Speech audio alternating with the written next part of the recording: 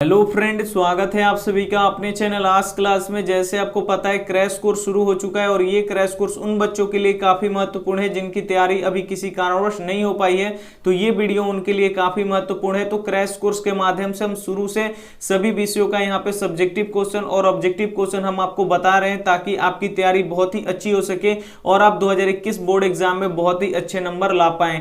तो यहाँ पे आज हम लोग पढ़ने वाले हैं भौतिकी और भौतिकी के 40 महत्वपूर्ण ऑब्जेक्टिव प्रश्न हम आपको बताएंगे जो 2021 बोर्ड एग्जाम के लिए काफी ही महत्वपूर्ण रहेगा। तो एक भी प्रश्न आप स्किप मत कीजिएगा, वीडियो को शुरू से लेकर अंत तक देखिएगा और इसमें से जो भी प्रश्न आपको याद नहीं होगा उसे आप लोग नोटबुक पे लिखिएगा और उसे याद कर लीजिएगा। अगर ऐसे आप लोग तैयारी कीजिएगा तो आप लोग 2021 बोर्ड एग्जाम में बहुत ही अच्छे नंबर ला पाएंगे।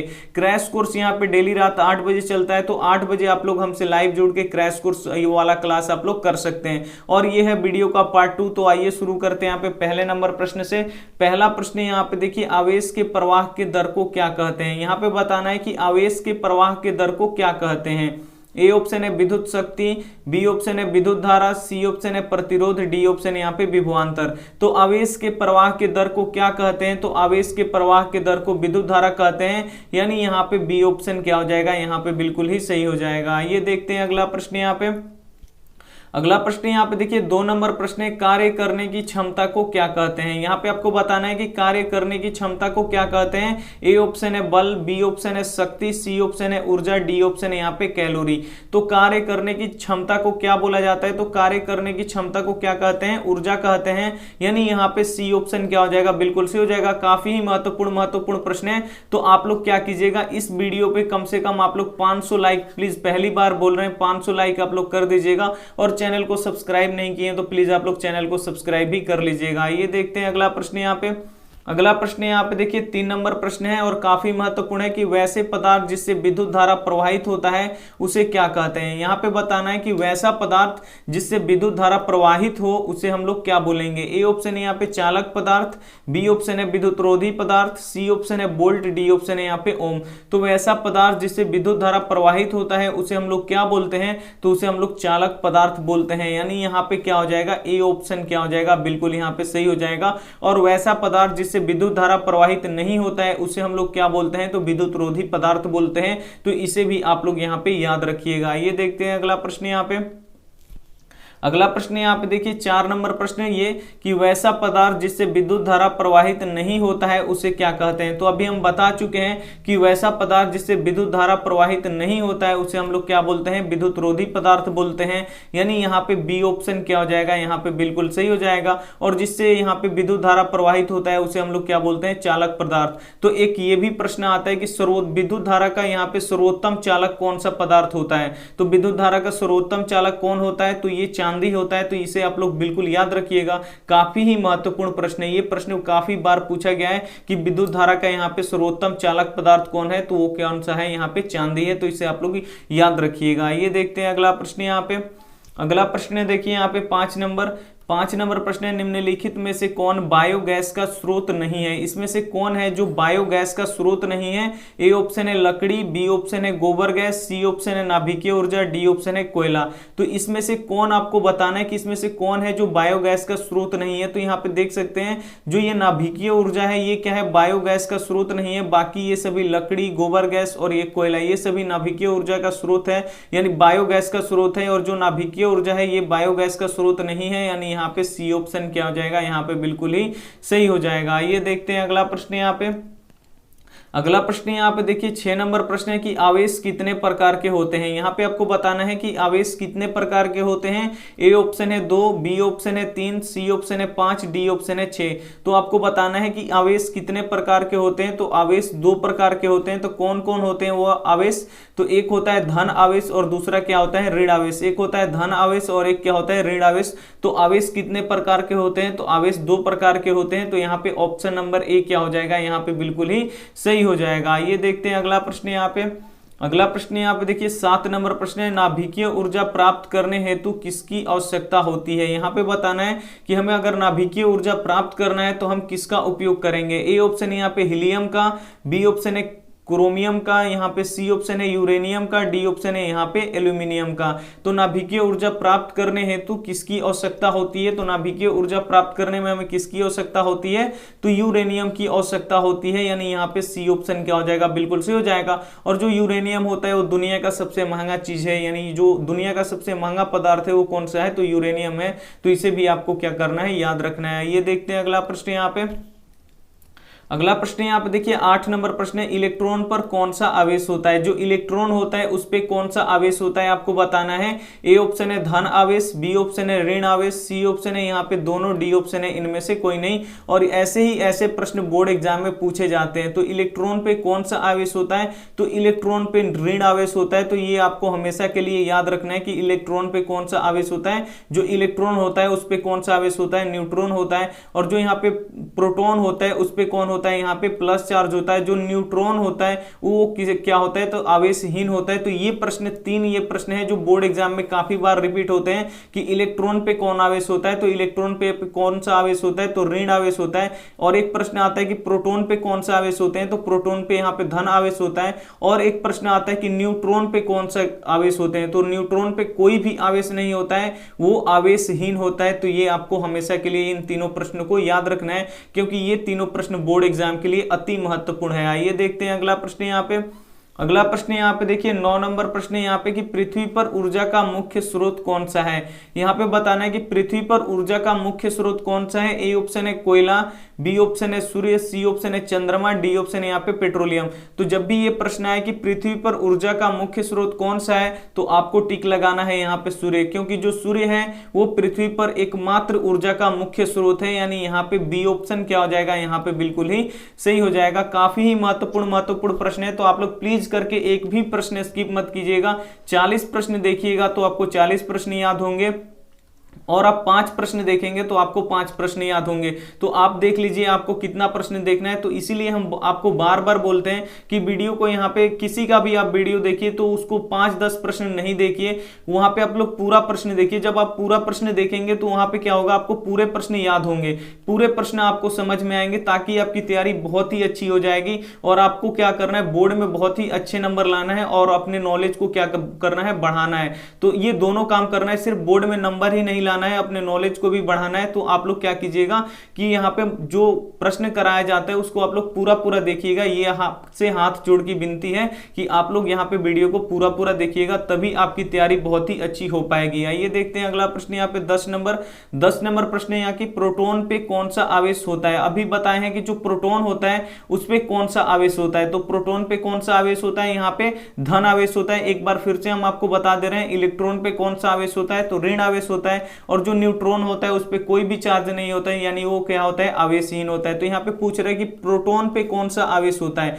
तो प्रोटॉन पे कौन सा आवेश होता है? आप देख सकते हैं यहाँ पे धन आवेश होता है, यानी यहाँ पे टिक लगा देंगे हम ए वाला, यानी यहाँ पे ए ऑप्शन क्या हो जाएगा? यहाँ पे बिल्कुल ही सही हो जाएगा। ये देखते हैं अगला प्रश्न यहाँ पे। अगला प्रश्न यहाँ पे देखिए 11 नंबर प्रश्न है यहाँ पे कि न्यूट्रॉन पे कौन सा आवेश होता है। तो हम अभी बता चुके हैं आपको कि न्यूट्रॉन पे कौन सा आवेश होता है। तो न्यूट्रॉन पे यहाँ पे कोई भी आवेश नहीं होता है, वो आवेशहीन होता है। तो यहाँ पे देखिए जो सी वाला ऑप्शन है यहाँ पे क्या हो जाएगा? कोई आवेश नहीं होता है। यहाँ पे एक ऐसा भी ऑप्शन दे देगा कि आवेशहीन है। तो आवेशहीन अगर ऑप्शन में होगा तो उसे टिक लगाइएगा। यहाँ पे दिया है कि कोई आवेश नहीं, यानी कोई आवेश नहीं होता है। तो यहाँ पे क्या हो जाएगा? यहाँ पे सी ऑप्शन क्या हो जाएगा? यहाँ पे बिल्कुल ही सही हो जाएगा। ये देखते हैं अगला प्रश्न यहाँ पे। अगला प्रश्न यहाँ पे देखिए 12 नंबर प्रश्न है कि पवन चक्की को चलाने के लिए हवा का चाल कम से कम कितना होना चाहिए। अगर जो ये पवन चक्की होता है इसको चलने के लिए हवा का चाल कितना होना चाहिए? तो कम से कम वहां पे हवा कितना का चाल से बहना चाहिए? तो 15 किलोमीटर प्रति घंटा की वहां हवा की चाल होनी चाहिए, यानी उतने के स्पीड से वहां पे हवा बहना चाहिए। अगर इससे कम बहेगा तो जो पवन चक्की है वो नहीं चल पाएगा, वो सही से काम नहीं कर पाएगा। तो इसलिए पवन चक्की को चलने के लिए कम से कम यहाँ पे 15 किलोमीटर प्रति घंटा, यानी 1 घंटा में हवा कितनी दूरी तय करना पड़े उसको करे। अगर 15 किलोमीटर वो तय करती है तो वहां पे जो पवन चक्की लगा होगा वो अच्छे से काम करेगा। यानी कितना यहाँ पे पवन चक्की को अच्छे से चलने के लिए, काम करने के लिए यहाँ पे पवन चक्की की चलने के लिए हवा का चाल कितना होना चाहिए, तो 15 किलोमीटर प्रति घंटा के स्पीड से वहां पे क्या होना चाहिए, हवा को बहना चाहिए, यानी यहाँ पे ए ऑप्शन क्या हो जाएगा, बिल्कुल से हो जाएगा। अगर इससे कम होगा तो वो पवन चक्की अच्छे से काम नहीं करेगा, और जितना ही तेज होगा हवा उतना ही पवन चक्की, इससे अगर 15 से जितना भी ज्यादा होगा हवा तो यहाँ पे वहां पे पवन चक्की उतने से उतना ही अच्छा कार्य करेगा। और एक ये भी प्रश्न आता है कि पवन चक्कियों का देश किसे कहा जाता है, तो पवन चक्कियों का देश किसे कहा जाता है, तो डेनमार्क को कहा जाता है। तो ये भी आपको यहाँ पे याद रखना है। ये देखते हैं अगला प्रश्न यहाँ पे। अगला प्रश्न यहाँ पे देखिए 13 नंबर प्रश्न है, इसमें से कौन चालक पदार्थ है। तो अभी आपको बताए हैं परिभाषा की चालक पदार्थ किसे कहते हैं, जिससे विद्युत धारा प्रवाहित होती है उसे हम लोग चालक पदार्थ कहते हैं, और जिससे विद्युत धारा प्रवाहित नहीं होता है तो उसे हम लोग कुचालक पदार्थ बोला जाता है। तो इसमें से आपको पहचानना है कि कौन चालक पदार्थ है, यानी किससे विद्युत धारा प्रवाहित होता है, बस आपको इससे पहचानना है। तो यहाँ पे देखिए कांच से विद्युत धारा प्रवाहित नहीं होता है तो ये क्या हो जाएगा, यहाँ पे कुचालक हो जाएगा। लकड़ी देख लीजिए, लकड़ी अगर सूखा है तो ये भी क्या हो जाएगा, यहाँ पे कुचालक हो जाएगा, इससे भी विद्युत धारा प्रवाहित नहीं होता है तो ये भी क्या हो जाएगा, यहाँ पे कुचालक हो जाएगा। और यहाँ पे देख लीजिए शुद्ध जल से भी विद्युत धारा प्रवाहित नहीं हो पाता है तो ये भी क्या हो जाएगा, यहाँ पे कुचालक हो जाएगा। लेकिन यहाँ पे देखिए जो चांदी है, चांदी क्या है, ये विद्युत का सर्वोत्तम चालक है, यानी सबसे अच्छा चालक जो होता है जिसका प्रतिरोध सबसे कम होता है, जिसका प्रतिरोध जितना ही कम होगा वो विद्युत धारा उससे उतना ही अधिक प्रवाहित होगा, और विद्युत धारा के लिए वो पदार्थ उतना ही अधिक होगा। तो यहाँ पे देखिए जो चांदी होता है इसका प्रतिरोध बहुत ही कम होता है, इसीलिए ये क्या होता है, यहाँ पे विद्युत धारा के लिए ये सर्वोत्तम पदार्थ होता है, यानी सर्वोत्तम चालक होता है ये जो चांदी होता है। यानी यहाँ पे डी ऑप्शन क्या हो जाएगा, यहाँ पे बिल्कुल से हो जाएगा। इसमें से चालक पदार्थ कौन सा है, तो चांदी है। यहाँ पे कांच, लकड़ी और शुद्ध जल ये क्या है, यहाँ पे विद्युत रोधी पदार्थ है, इससे विद्युत धारा प्रवाहित नहीं होता है। आइए देखते हैं अगला प्रश्न यहाँ पे। अगला प्रश्न यहाँ पे देखिए 14 नंबर प्रश्न है कि निम्न में से ऊर्जा का नवीकरणीय स्रोत कौन सा है। यहाँ पे आपको बताना है कि निम्न में से ऊर्जा का नवीकरणीय स्रोत कौन सा है। ए ऑप्शन है यहाँ पे सौर ऊर्जा, बी ऑप्शन है यहाँ पे कोयला, सी ऑप्शन है यहाँ पे पेट्रोलियम, डी ऑप्शन है यहाँ पे प्राकृतिक गैस। तो यहाँ पे आपको बताना है कि इनमें से कौन नवीकरणीय स्रोत है, यहाँ पे आपको बताना है। तो यहाँ पे देखिए कोयला क्या है, ये अनवीकरणीय स्रोत है, इसका भंडारण सीमित है और जो आने वाले समय होंगे उसमें ये खत्म हो जाएगा। पेट्रोलियम भी यहाँ पे आप लोग देख सकते हैं, ये भी अनवीकरणीय स्रोत है, एक दिन खत्म हो जाएगा। प्राकृतिक गैस भी है जो एक ना एक दिन ये क्या होंगे, ये तीनों खत्म हो जाएंगे। तो वे पदार्थ जो आने वाले समय में खत्म हो जाते हैं और उसे हम पुनः नहीं बना सकते, वो क्या होता है, यहाँ पे अनवीकरणीय होता है। और जिसे हम लोग बना के यूज कर सकते हैं, फिर वो खराब हो गया फिर उसे दूसरा बना के यहाँ पे यूज करते हैं, तो वैसे पदार्थों को हम लोग क्या बोलते हैं, नवीकरणीय बोलते हैं। तो यहाँ पे देखिए जो सौर ऊर्जा है ये क्या है, यहाँ पे नवीकरणीय ऊर्जा है, यानी यहाँ पे ए ऑप्शन क्या हो जाएगा, यहाँ पे बिल्कुल ही सही हो जाएगा। ये देखते हैं अगला प्रश्न यहाँ पे। अगला प्रश्न यहाँ पे देखिए 15 नंबर प्रश्न है, निम्न में से कौन विद्युत रोधी पदार्थ है। यहाँ पे आपको बताना है अब कि कौन विद्युत रोधी पदार्थ है, यानी किससे विद्युत धारा प्रवाहित नहीं होगा, ये अब आपको क्या करना है, पहचानना है। ए ऑप्शन है लोहा, तो लोहा से विद्युत धारा प्रवाहित होता है, तो ये क्या है, विद्युत का चालक है। बी ऑप्शन है यहाँ पे सोना, तो सोना क्या है, यहाँ पे देखिए ये भी विद्युत का अच्छा चालक होता है, इससे भी विद्युत धारा प्रवाहित होता है। ग्रेफाइट क्या है, ये अधातु है, लेकिन अधातु होते हुए भी ये क्या करता है, विद्युत का यहाँ पे सुचालक होता है, इससे विद्युत धारा प्रवाहित होती है। तो ये भी क्या हो जाएगा, यहाँ पे क्या हो जाएगा, विद्युत यहाँ पे चालक पदार्थ हो जाएगा। लेकिन यहाँ पे देख सकते हैं जो कागज है, कागज से विद्युत धारा प्रवाहित नहीं हो पाता है, तो ये क्या हो जाएगा, यहाँ पे विद्युत रोधी पदार्थ। तो पूछ रहा है कि इसमें से विद्युत रोधी पदार्थ कौन है, तो जो कागज है वो क्या हो जाएगा, यहाँ पे विद्युत रोधी पदार्थ हो जाएगा, क्योंकि इससे विद्युत धारा प्रवाहित नहीं होता है। और इन तीनों से क्या होता है, विद्युत धारा प्रवाहित होता है, तो ये हो जाएगा हम लोग का चालक पदार्थ। लेकिन जो कागज है वो क्या हो जाएगा, यहाँ पे अचालक पदार्थ बोल लीजिए या विद्युत रोधी पदार्थ भी बोल लीजिए, दोनों का मतलब क्या है, यहाँ पे सेम है, यानी यहाँ पे डी ऑप्शन क्या हो जाएगा, बिल्कुल ही सही हो जाएगा। ये देखते हैं अगला प्रश्न यहाँ पे। अगला प्रश्न यहाँ पे देखिए 16 नंबर प्रश्न है कि ग्लोबल वार्मिंग के लिए उत्तरदायी गैस कौन सा है। इसमें से आपको पता करना है कि ग्लोबल वार्मिंग जो बढ़ते जा रहा है पृथ्वी पे, उसके लिए उत्तरदायी गैस कौन सा है। ए ऑप्शन है यहाँ पे ऑक्सीजन, बी ऑप्शन है नाइट्रोजन, सी ऑप्शन है कार्बन डाइऑक्साइड, यहाँ पे डी ऑप्शन है कार्बन मोनोऑक्साइड। तो यहाँ पे आपको बताना है कि ग्लोबल वार्मिंग के लिए कौन सा गैस उत्तरदायी है। तो ग्लोबल वार्मिंग के लिए कौन सा गैस उत्तरदायी है, तो कार्बन डाइऑक्साइड जो गैस है ये क्या है, यहाँ पे उत्तरदायी है।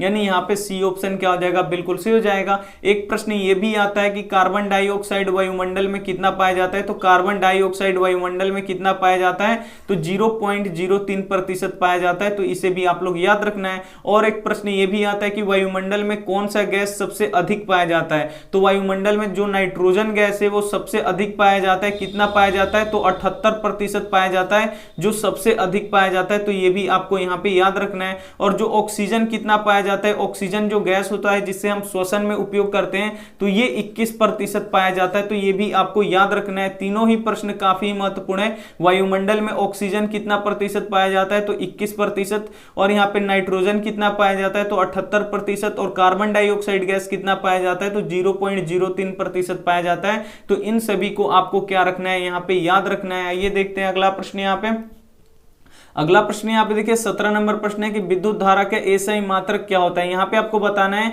कि जो विद्युत धारा होता है उसका एसआई मात्रक क्या होता है, और ये प्रश्न काफी ही महत्वपूर्ण है। ए ऑप्शन है वाट, बी ऑप्शन है एम्पियर, सी ऑप्शन है वोल्ट, डी ऑप्शन है ओम। तो विद्युत धारा का एसआई मात्रक क्या होता है, तो विद्युत धारा के एसआई मात्रक क्या होता है, एम्पियर होता है, यानी यहाँ पे क्या हो जाएगा, बी ऑप्शन क्या हो जाएगा, यहाँ पे बिल्कुल ही सही हो जाएगा। ये देखते हैं अगला प्रश्न। यहाँ पे अगला प्रश्न यहाँ पे देखिए 18 नंबर प्रश्न है कि ऊर्जा का एसआई मात्रक क्या होता है। यहाँ पे अब आपको बताना है कि ऊर्जा का एसआई मात्रक क्या होता है। ए ऑप्शन है कैलोरी, बी ऑप्शन है जूल, सी ऑप्शन है ताप, डी ऑप्शन है केल्विन। तो ऊर्जा का एसआई मात्रक क्या होता है, यहाँ पे आपको बताना है। तो ऊर्जा का एसआई मात्रक क्या होता है, जूल होता है, तो ये आपको हमेशा के लिए याद रखना है, यानी यहाँ पे बी ऑप्शन क्या हो जाएगा, यहाँ पे बिल्कुल ही सही हो जाएगा। ये देखते हैं अगला प्रश्न। यहाँ पे अगला प्रश्न यहाँ पे देखिए 19 नंबर प्रश्न है कि विद्युत विभव और विद्युत विभवांतर का एसआई मात्रक क्या होता है, यानी इन दोनों का जो एसआई मात्रक होता है वो बिल्कुल एक ही होता है। तो यहाँ पे आपको बताना है कि विद्युत विभव और विद्युत विभवांतर का एसआई मात्रक क्या होता है। ए ऑप्शन है वाट, बी ऑप्शन है एम्पियर, सी ऑप्शन है वोल्टमीटर, डी ऑप्शन है यहाँ पे ओम। तो यहाँ पे आपको बताना है कि विद्युत विभव और विद्युत विभवांतर का एसआई मात्रक क्या होता है। तो विद्युत विभव और विद्युत विभवांतर का एसआई मात्रक वोल्ट होता है या वोल्ट मीटर होता है। तो यहाँ पे क्या हो जाएगा, सी ऑप्शन क्या हो जाएगा, बिल्कुल ही सही हो जाएगा। विद्युत विभव और विद्युत विभवांतर का एसआई मात्रक क्या होता है, वोल्ट होता है या वोल्ट मीटर भी आप लोग बोल सकते हैं, यानी यहाँ पे सी ऑप्शन क्या हो जाएगा, यहाँ पे बिल्कुल ही सही हो जाएगा। ये देखते हैं अगला प्रश्न। यहाँ पे 20 नंबर प्रश्न यहाँ पे देखिए निम्न में से किसका अर्थ जल होता है। इसमें से आपको बताना है कि किसका अर्थ जल होता है। ए ऑप्शन है पेट्रो, बी ऑप्शन है टर्बो, सी ऑप्शन है नाइट्रो, डी ऑप्शन है यहाँ पे हाइड्रो। तो इसमें से आपको पहचानना है कि किसका अर्थ जल होता है। तो यहाँ पे देखिए हाइड्रो का अर्थ क्या होता है, यहाँ पे जल होता है, यानी यहाँ पे डी ऑप्शन क्या हो जाएगा, यहाँ पे बिल्कुल ही सही हो जाएगा। हाइड्रो का अर्थ क्या होता है, यहाँ पे जल होता है। आइए देखते हैं अगला प्रश्न। यहाँ पे अगला प्रश्न यहाँ पे देखिए 21 नंबर प्रश्न काफी महत्वपूर्ण है कि सरल सेल का आविष्कार किसने किया। यहाँ पे आपको बताना है कि जो सरल सेल होता है उसका आविष्कार किसने किया। ए ऑप्शन है बोल्टा ने, बी ऑप्शन है एम्पियर ने, सी ऑप्शन है यहाँ पे मैक्सवेल ने, डी ऑप्शन है यहाँ पे ओम ने। तो सरल सेल का आविष्कार किसने किया, काफी ही महत्वपूर्ण प्रश्न है कि सरल सेल का आविष्कार किसने किया।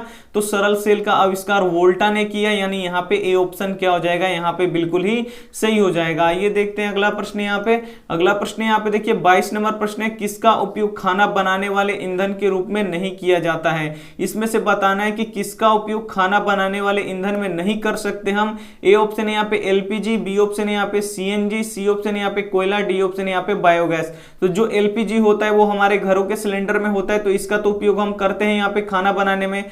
यहाँ पे देखिए जो यहाँ पे कोयला है, कोयला का भी उपयोग हम लोग किस में करते हैं, तो खाना बनाने में करते हैं। और यहाँ पे देखिए जो बायोगैस है, गोबर गैस, ये भी क्या होता था, पहले खाना बनाने के लिए ये प्रयोग होता था। लेकिन जो यहाँ पे आप लोग देख सकते हैं जो सीएनजी है, सीएनजी का पूरा नाम क्या होता है ये भी पूछता है। तो सीएनजी का पूरा नाम क्या होता है, कंप्रेस्ड नेचुरल गैस। तो ये आपको याद रखना है, सीएनजी का फुल फॉर्म कि कंप्रेस्ड नेचुरल गैस होता है। और ये जो सीएनजी होता है तो ये क्या होता है, बड़े बड़े शहरों में जो गाड़ियां चलती है वो किस पे चलती है, तो ये सीएनजी पे ही चलती है। तो इसका उपयोग गाड़ी में होता है, बल्कि खाना बनाने में इसका प्रयोग नहीं किया जाता। तो यहाँ पे पूछ रहे हैं किसका उपयोग खाना बनाने वाले ईंधन में नहीं किया जाता जाता, यहाँ पे देखिए नहीं लिखा है। तो जो सीएनजी है इसका उपयोग हम लोग नहीं करते हैं, इसका उपयोग कहां पे होता है, तो गाड़ियों में ईंधन के रूप में होता है। तो इसे भी आप लोगों को क्या रखना है, याद रखना है। आइए देखते हैं अगला प्रश्न यहाँ पे 23 नंबर प्रश्न है, किसी पदार्थ का वह गुण जो धारा के प्रवाह का विरोध करता है उसे क्या कहते हैं। यहाँ पे बताना है कि किसी पदार्थ का वह गुण जो उसमें धारा प्रवाहित हो रही है तो उसे क्या करेगा, उसका विरोध करेगा, उसे आगे नहीं जाने देगा, तो उसे हम लोग क्या बोलते हैं। ए ऑप्शन है यहाँ पे प्रतिरोध, बी ऑप्शन है जूल, सी ऑप्शन है एम्पियर, डी ऑप्शन है यहाँ पे ओम। तो यहाँ पे क्या हो जाएगा कि किसी पदार्थ का वह गुण जो धारा के प्रवाह का विरोध करता है उसे हम लोग क्या कहते हैं, प्रतिरोध कहते हैं। और प्रतिरोध को किससे सूचित किया जाता है, तो आर से सूचित किया जाता है। तो इसे भी आप लोगों को क्या रखना है, याद रखना है। और प्रतिरोध का ऐसा ही मात्रक क्या होता है, तो ये भी काफी महत्वपूर्ण है कि प्रतिरोध का ऐसा ही मात्रक क्या होता है, तो ओम होता है। और ओम को किससे सूचित किया जाता है, तो ऐसे सूचित किया जाता है। तो ये काफी ही महत्वपूर्ण प्रश्न है। तो एक भी प्रश्न आप स्किप मत कीजिएगा, पूरा 40 के 40 प्रश्न आप लोग जरूर देखिएगा। 24 नंबर प्रश्न पे देखिए, चिपको आंदोलन का मुख्य उद्देश्य क्या था। जो चिपको आंदोलन हुआ था उसका मुख्य उद्देश्य आपको बताना है क्या था। ए ऑप्शन है यहाँ पे मिट्टी को बचाने के लिए, बी ऑप्शन है पानी को बचाने के लिए, सी ऑप्शन है वृक्ष को बचाने के लिए, डी ऑप्शन यहाँ पे बिजली को बचाने के लिए। तो चिपको आंदोलन का मुख्य उद्देश्य क्या था, तो चिपको आंदोलन का मुख्य उद्देश्य था वृक्षों को बचाने के लिए, यानी पेड़ पौधे थे इसको क्या करना था, बचाना था, काटने से इनको बचाना था। यानी यहाँ पे सी ऑप्शन क्या हो जाएगा, यहाँ पे बिल्कुल से हो जाएगा। आप लोग प्लीज करके 500 लाइक इस वीडियो पर जरूर आप लोग कर दीजिएगा। ये देखते हैं अगला प्रश्न यहाँ पे। अगला प्रश्न यहाँ पे देखिए 25 नंबर प्रश्न है कि चालक का प्रतिरोध किन किन बातों पर निर्भर करता है। और ये काफी ही महत्वपूर्ण प्रश्न है, बोर्ड एग्जाम में बहुत बार प्रश्न पूछा गया है कि चालक का प्रतिरोध किन किन बातों पर निर्भर करता है। ए ऑप्शन है यहाँ पे तार की लंबाई पर, बी ऑप्शन है तार की मोटाई पर, सी ऑप्शन है चालक तार के पदार्थ पर, डी ऑप्शन है इनमें से सभी में। तो यहाँ पे देखिए चालक तार का प्रतिरोध किन किन बातों पर प्रतिरोध करता है। तो यहाँ पे देखिए चालक तार का प्रतिरोध जो यहाँ पे देखिए चालक तार की लंबाई जितना ही अधिक होगा प्रतिरोध उतना ही अधिक होगा। यहाँ पे देखिए चालक तार की मोटाई पे, तो यहाँ पे देखिए चालक तार जितना ही मोटा होगा प्रतिरोध उतना ही कम होगा। तो ये इस पे भी निर्भर करता है। चालक तार के पदार्थ पर, तो यहाँ पे देखिए अगर अच्छे पदार्थ से बना होगा तो उसका प्रतिरोध कम होगा, और यहाँ पे देखिए खराब पदार्थ से बना होगा तो उसका प्रतिरोध अधिक होगा। तो इस पे भी ये क्या करता है, निर्भर करता है। यानी यहाँ पे डी ऑप्शन क्या हो जाएगा, यहाँ पे बिल्कुल ही सही हो जाएगा कि ये सभी बातों पर चालक तार का प्रतिरोध निर्भर करता है। तो बिल्कुल यहाँ पे डी ऑप्शन क्या हो जाएगा, बिल्कुल ही सही हो जाएगा। ये देखते हैं अगला प्रश्न यहाँ पे। अगला प्रश्न यहाँ पे देखिए 26 नंबर प्रश्न है कि बायोगैस का मुख्य अवयव क्या है। यहाँ पे आपको बताना है कि बायोगैस का मुख्य अवयव क्या है। ए ऑप्शन यहाँ पे CO2 यानी कार्बन डाइऑक्साइड, बी ऑप्शन है CH4 का नाम क्या होता है यहाँ पे मीथेन, सी ऑप्शन यहाँ पे H2 यानी हाइड्रोजन, डी ऑप्शन यहाँ पे H2S। तो यहाँ पे आपको बताना है कि बायोगैस का मुख्य अवयव क्या होता है, यानी मुख्य घटक क्या होता है। तो बायोगैस का मुख्य घटक हम आपको कितनी बार बता चुके हैं, मीथेन होता है। और मीथेन को कैसे लिखा जाता है, यहाँ पे CH4 लिखा जाता है। तो जो बायोगैस का मुख्य घटक होता है या मुख्य अवयव बोल लीजिए, ये कौन होता है, यहाँ पे मीथेन होता है। और जो हमारे घर में सिलेंडर होता है LPG, तो इसका मुख्य अवयव क्या होता है, तो ये होता है ब्यूटेन। तो इसको भी आप लोग याद रखिएगा, ये भी प्रश्न काफी बार पूछा गया है बोर्ड एग्जाम में। आइए देखते हैं अगला प्रश्न यहाँ पे। अगला प्रश्न यहाँ पे देखिए 27 नंबर प्रश्न है, प्रतिरोध का एसआई मात्रक क्या होता है। यहाँ पे आपको बताना है कि प्रतिरोध का एसआई मात्रक क्या होता है। ए ऑप्शन है वाट, बी ऑप्शन है जूल, सी ऑप्शन है एम्पियर, डी ऑप्शन है यहाँ पे ओम। तो प्रतिरोध का एसआई मात्रक क्या होता है, अभी हम आपको बता चुके हैं, प्रतिरोध का एसआई मात्रक ओम होता है। यानी यहाँ पे डी ऑप्शन क्या हो जाएगा, यहाँ पे बिल्कुल ही सही हो जाएगा। और ओम को ऐसे सूचित किया जाता है बना के। ये देखते हैं अगला प्रश्न यहाँ पे। अगला प्रश्न यहाँ पे देखिए 28 नंबर प्रश्न है, सौर ऊर्जा को सीधे विद्युत ऊर्जा में कौन परिवर्तित करता है। यहाँ पे देखिए सौर ऊर्जा लेगा और उसको किस में ट्रांसफर करेगा, तो विद्युत ऊर्जा में यहाँ पे ट्रांसफर करेगा। तो वो कौन करता है। ए ऑप्शन है यहाँ पे सौर ऊर्जा का मतलब क्या होता है, प्रकाश ऊर्जा। तो यहाँ पे कौन है जो प्रकाश ऊर्जा लेगा और उसको क्या करेगा, सीधे यहाँ पे विद्युत ऊर्जा में परिवर्तित करेगा। ए ऑप्शन है यहाँ पे सौर सेल, बी ऑप्शन है यहाँ पे सौर कुकर, सी ऑप्शन है जनित्र, डी ऑप्शन है इनमें से कोई नहीं। तो वो कौन करता है, तो सौर सेल करता है। यानी यहाँ पे ए ऑप्शन क्या हो जाएगा, बिल्कुल सही हो जाएगा। ये क्या करता है, सौर ऊर्जा को सीधे किस में बदल देता है, विद्युत ऊर्जा में बदल देता है। यानी यहाँ पे ए ऑप्शन क्या हो जाएगा, बिल्कुल ही सही हो जाएगा। ये देखते हैं अगला प्रश्न यहाँ पे। अगला प्रश्न यहाँ पे 29 नंबर है, प्रतिरोधकता का एसआई मात्रक क्या होता है। यहाँ पे प्रतिरोधकता का एसआई मात्रक बताना है क्या होता है। ए ऑप्शन है वाट, बी ऑप्शन है जूल, सी ऑप्शन है एम्पियर, डी ऑप्शन है यहाँ पे ओम। तो प्रतिरोधकता का ऐसा ही मात्रक क्या होता है, तो प्रतिरोधकता का ऐसा ही मात्रक क्या होता है, ओम मीटर होता है। यानी यहाँ पे डी ऑप्शन क्या हो जाएगा, यहाँ पे बिल्कुल ही सही हो जाएगा। ये देखते हैं अगला प्रश्न यहाँ पे। अगला प्रश्न यहाँ पे देखिए 30 नंबर प्रश्न है, निम्न में से कौन जीवाश्म ईंधन कौन सा नहीं है। इसमें से आपको बताना है कि निम्न में से जीवाश्म ईंधन कौन सा नहीं है, इसमें से यानी पहचानना है कि जीवाश्म ईंधन कौन सा नहीं है। ए ऑप्शन है कोयला, तो कोयला भी क्या है, एक जीवाश्म ईंधन है। बी ऑप्शन है यहाँ पे पेट्रोलियम, ये भी क्या है, जीवाश्म ईंधन है। सी ऑप्शन है यहाँ पे प्राकृतिक गैस, ये भी क्या है, एक जीवाश्म ईंधन है। लेकिन यहाँ पे जो सूर्य है ये क्या है, जीवाश्म ईंधन नहीं है। यानी यहाँ पे डी ऑप्शन क्या हो जाएगा, यहाँ पे बिल्कुल ही सही हो जाएगा। कोयला, पेट्रोलियम और यहाँ पे प्राकृतिक गैस, इसे आप लोग हमेशा के लिए याद रखिएगा। ये जो तीनों है ये क्या है, ये जीवाश्म ईंधन है। तो पूछता रहता है प्रश्न बार बार बोर्ड एग्जाम में कि जीवाश्म ईंधन को पहचानिए, तो आप लोग इन तीनों का नाम याद रखिए, तो एक भी प्रश्न आपको यहाँ पे मिस्टेक आपसे नहीं होगा बोर्ड एग्जाम में। ये देखते हैं अगला प्रश्न यहाँ पे। अगला प्रश्न है 31 नंबर, विद्युत धारा के उष्मीय प्रभाव पे कौन काम करता है। इसमें से आपको बताना है कि विद्युत धारा के उष्मीय प्रभाव पे, यहाँ पे किस प्रभाव पे, तो उष्मीय प्रभाव पे कौन कार्य करता है। ए ऑप्शन यहाँ पे विद्युत मोटर, बी ऑप्शन है फ्यूज, सी ऑप्शन है यहाँ पे सोलर, डी ऑप्शन है यहाँ पे पंखा। तो विद्युत धारा के उष्मीय प्रभाव पे कौन काम करता है, तो विद्युत धारा के उष्मीय प्रभाव पे यहाँ पे फ्यूज काम करता है, जो शीशा और टीन से मिलकर बना होता है। यानी यहाँ पे बी ऑप्शन क्या हो जाएगा, यहाँ पे बिल्कुल सही हो जाएगा। और जो फ्यूज होता है उसे किस तार में जोड़ा जाता है, तो फ्यूज को यहाँ पे गर्म तार में हमेशा जोड़ा जाता है। तो ये भी आपको साथ में याद रखना है। ये देखते हैं अगला प्रश्न यहाँ पे। अगला प्रश्न यहाँ पे देखिए 32 नंबर प्रश्न है, पृथ्वी पर ऊर्जा का मुख्य स्रोत क्या है। यहाँ पे बताना है कि जो पृथ्वी है उस पे ऊर्जा का मुख्य स्रोत क्या है। ए ऑप्शन है सूर्य, बी ऑप्शन है चंद्रमा, सी ऑप्शन है कोयला, डी ऑप्शन है पेट्रोलियम। तो पृथ्वी पर ऊर्जा का मुख्य स्रोत कौन सा है, तो सूर्य है। यानी यहाँ पे ए ऑप्शन क्या हो जाएगा, यहाँ पे बिल्कुल ही सही हो जाएगा। ये देखते हैं अगला प्रश्न यहाँ पे। अगला प्रश्न देखिए 33 नंबर, काफी ही महत्वपूर्ण प्रश्न है कि विद्युत शक्ति का एसआई मात्रक क्या होता है। यहाँ पे आपको बताना है कि विद्युत शक्ति का एसआई मात्रक क्या होगा। ए ऑप्शन है वाट, बी ऑप्शन है जूल, सी ऑप्शन है एम्पियर, डी ऑप्शन है यहाँ पे ओम मीटर। तो विद्युत शक्ति का एसआई मात्रक क्या होता है, तो विद्युत शक्ति का एसआई मात्रक क्या होता है, यहाँ पे वाट होता है। यानी यहाँ पे ए ऑप्शन क्या हो जाएगा, यहाँ पे बिल्कुल ही सही हो जाएगा। ये देखते हैं अगला प्रश्न यहाँ पे। अगला प्रश्न यहाँ पे देखिए 34 नंबर प्रश्न है कि सौर सेल बनाने में किस अर्धचालक का प्रयोग किया जाता है। और ये काफी ही महत्वपूर्ण प्रश्न है कि सौर सेल बनाने में किस अर्धचालक का प्रयोग किया जाता है। ए ऑप्शन है सिल्वर, बी ऑप्शन है जर्मेनियम, सी ऑप्शन है यहाँ पे लेड, डी ऑप्शन है कॉपर। तो सौर सेल बनाने में किस अर्धचालक का प्रयोग किया जाता है, तो जो जर्मेनियम अर्धचालक होता है तो इसका ही प्रयोग किया जाता है। यानी यहाँ पे बी ऑप्शन क्या हो जाएगा, यहाँ पे बिल्कुल ही सही हो जाएगा। ये भी पूछता है कि जर्मेनियम कौन सा यहाँ पे पदार्थ है, तो ये अर्धचालक है। तो ये भी आपको यहाँ पे क्या करना है, याद रखना है। ये भी प्रश्न पूछा जाता है। आइए देखते हैं अगला प्रश्न यहाँ पे। अगला प्रश्न यहाँ पे देखिए 35 नंबर प्रश्न है कि विद्युत बल्ब का तंतु किस पदार्थ का बना होता है। जो विद्युत बल्ब का तंतु यानी विद्युत बल्ब का जो फिलामेंट होता है वो किसका बना होता है, आपको बताना है। ए ऑप्शन है लोहा का, बी ऑप्शन है नाइक्रोम का, सी ऑप्शन है टंगस्टन का, डी ऑप्शन है यहाँ पे टीन का। तो विद्युत बल्ब का जो फिलामेंट होता है यानी जो विद्युत बल्ब का तंतु होता है वो किसका बना होता है, तो ये बना होता है टंगस्टन के तार का। यानी यहाँ पे क्या हो जाएगा, सी ऑप्शन क्या हो जाएगा, यहाँ पे बिल्कुल ही सही हो जाएगा। ये देखते हैं अगला प्रश्न यहाँ पे। अगला प्रश्न यहाँ पे देखिए 36 नंबर प्रश्न है, जल विद्युत ऊर्जा का कौन सा स्रोत है। यहाँ पे बताना है कि जो जल विद्युत है वो ऊर्जा का कौन सा स्रोत है। ए ऑप्शन है नवीकरणीय, बी ऑप्शन है अनवीकरणीय, सी ऑप्शन है दोनों, डी ऑप्शन है इनमें से कोई नहीं। तो जल विद्युत ऊर्जा का कैसा स्रोत है, तो जो जल विद्युत है वो ऊर्जा का कैसा स्रोत है, यहाँ पे नवीकरणीय स्रोत है। यानी यहाँ पे क्या हो जाएगा, ए ऑप्शन क्या हो जाएगा, बिल्कुल ही सही हो जाएगा। ये कभी खत्म होने वाला नहीं है, ये खत्म होगा तो पृथ्वी के साथ ही खत्म होगा। ये देखते हैं अगला प्रश्न यहाँ पे। अगला प्रश्न यहाँ पे देखिए 37 नंबर प्रश्न है कि विद्युत बल्ब में कौन सा गैस भरा जाता है। जो विद्युत बल्ब है उसमें कौन सा गैस भरा जाता है, आपको यहाँ पे बताना है। ए ऑप्शन है यहाँ पे निष्क्रिय गैस, बी ऑप्शन है क्लोरीन गैस, सी ऑप्शन है हाइड्रोजन गैस, डी ऑप्शन है इनमें से कोई नहीं।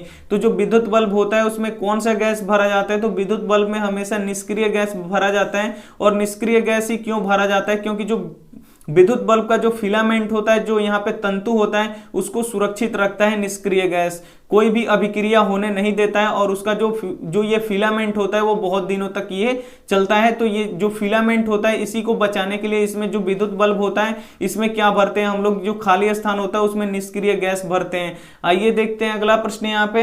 अगला प्रश्न यहाँ पे देखिए 38 नंबर प्रश्न है, किस देश को पौनचक्कियों का देश कहा जाता है। इसमें से आपको पहचानना है कि किस देश को पौनचक्कियों का देश कहा जाता है। तो हम अभी आपको बता चुके हैं कि किस देश को पौनचक्कियों का देश कहा जाता है। तो किस देश को पौनचक्कियों का देश कहा जाता है, तो जो डेनमार्क है इसे ही पौनचक्कियों का देश कहा जाता है। और क्यों कहा जाता है, क्योंकि वहां पे पौनचक्कियां बहुत ही अधिक संख्या में पाई जाती है, इसीलिए जो डेनमार्क है इसे हम लोग पौनचक्कियों का देश बोलते हैं। यानी यहाँ पे बी ऑप्शन क्या हो जाएगा, यहाँ पे बिल्कुल ही सही हो जाएगा। ये देखते हैं अगला प्रश्न यहाँ पे। अगला प्रश्न यहाँ पे देखिए 39 नंबर प्रश्न है, जब किसी तार से विद्युत धारा प्रवाहित होती है तब गतिशील कण होते हैं। यहाँ पे बताना है कि किसी तार से जब विद्युत धारा प्रवाहित होती है तो उसमें गतिशील कण कौन होते हैं। ए ऑप्शन है यहाँ पे इलेक्ट्रॉन, बी ऑप्शन है प्रोटॉन, सी ऑप्शन है न्यूट्रॉन, डी ऑप्शन है इनमें से कोई नहीं। तो यहाँ पे जब विद्युत धारा प्रवाहित होती है तो कौन से कण गतिशील होते हैं, तो जो इलेक्ट्रॉन होता है यही कण क्या होता है, यहाँ पे गतिशील होता है। और इलेक्ट्रॉन पे कौन सा चार्ज होता है, तो यहाँ पे माइनस का चार्ज होता है, यानी यहाँ पे ऋण आवेश होता है। किस पे ऋण आवेश होता है, तो इलेक्ट्रॉन पे होता है। तो इसे भी आप लोग याद रखिएगा। ये देखते हैं अगला प्रश्न यहाँ पे।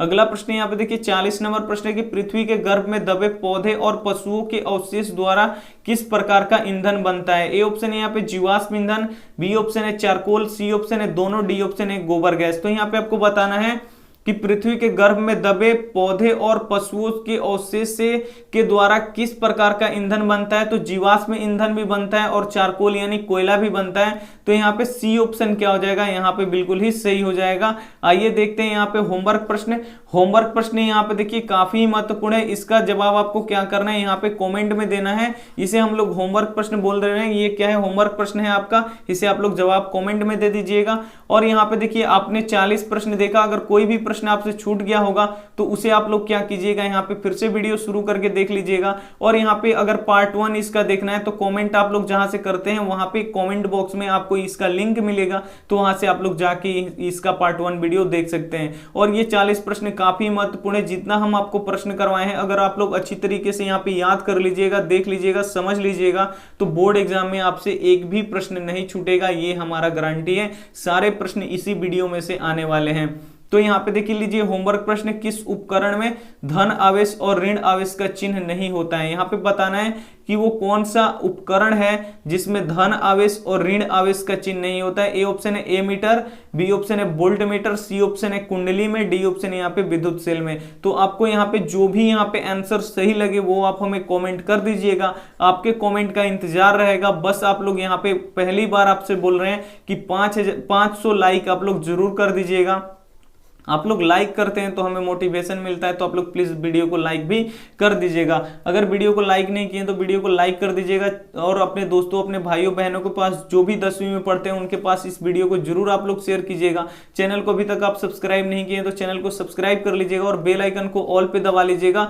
जब तक आप बेल आइकन को ऑल पे नहीं दबाइएगा तो अब तक आपको कोई भी क्लास होगा तो आपका नोटिफिकेशन नहीं पहुंचेगा। इसीलिए आप लोग सब्सक्राइब करने के बाद बगल में सब्सक्राइब जैसे ही कीजिएगा तो एक ऐसे घंटी आ जाता है, घंटी पे क्लिक कीजिए और ऊपर सबसे होता है ऑल, उसको दबा लीजिए। और हमारा क्लास चलता है यहाँ पे सुबह 5 बजे, यहाँ पे टेस्ट चलता है और यहाँ पे 12 बजे दिन में यहाँ पे सब्जेक्टिव क्वेश्चन चलता है, 6 बजे शाम में यहाँ पे मैथ का क्लास चलता है, कभी यहाँ पे साइंस का जो भी इंपॉर्टेंट यहाँ पे जो क्वेश्चन होता है उस 6 बजे होता है, और रात 8 बजे यहाँ पे क्रैश कोर्स होता है। तो जिन बच्चों का टाइम टेबल यहाँ पे नहीं पता है तो टाइम टेबल नोट कर लीजिए। 4 क्लास चलता है और 4 क्लास आप लोग देख लीजिएगा, तो कहीं भी आपको ट्यूशन करने की जरूरत नहीं पड़ेगी। सब यहाँ पे क्लास बहुत ही अच्छी तरीके से यहाँ पे पढ़ाया जा रहा है ताकि आपकी तैयारी बहुत ही अच्छी हो जाए। तो आप लोग जाते जाते एक काम कीजिएगा, प्लीज आप लोग वीडियो को लाइक भी करते जाइएगा, यही आपसे हमारा रिक्वेस्ट है। थैंक यू फॉर वाचिंग, मिलते हैं अगले वीडियो में। सुबह आप लोग टेस्ट में जरूर शामिल होइएगा, काफी ही महत्वपूर्ण 30 प्रश्न होगा, तो आप लोग जरूर टेस्ट में शामिल होइए। एक बार आप लोग लाइव क्लास करके देखिए, बहुत ही मजा आता है, बहुत ही अधिक लोग बच्चे यहाँ पे पढ़ते हैं। और आप लोग लाइव क्लास करेंगे तो आप लोग शुरू से लेकर अंत तक वीडियो देख पाएंगे। और आप लोग जब ऑफलाइन वीडियो ऐसे देखते हैं, जब हो जाता है क्लास तो उसके बाद उतना मजा नहीं आता है जितना लाइव क्लास में मजा आता है। तो एक बार आप लाइव क्लास में जरूर आइए और लाइव क्लास जरूर अटेंड कीजिए, आपको बहुत ही फायदा होने वाला है। थैंक यू फॉर वॉचिंग, मिलते हैं अगले वीडियो में, तब तक अपना ध्यान रखिए, मन लगा के पढ़ाई कीजिए। त्योहार का भी मौसम है तो त्योहार भी मनाइए, लेकिन पढ़ाई आप लोग नहीं छोड़िएगा please. Thank you for watching, मिलते हैं अगली वीडियो में, तब तक अपना ध्यान रखिए। Take care and bye.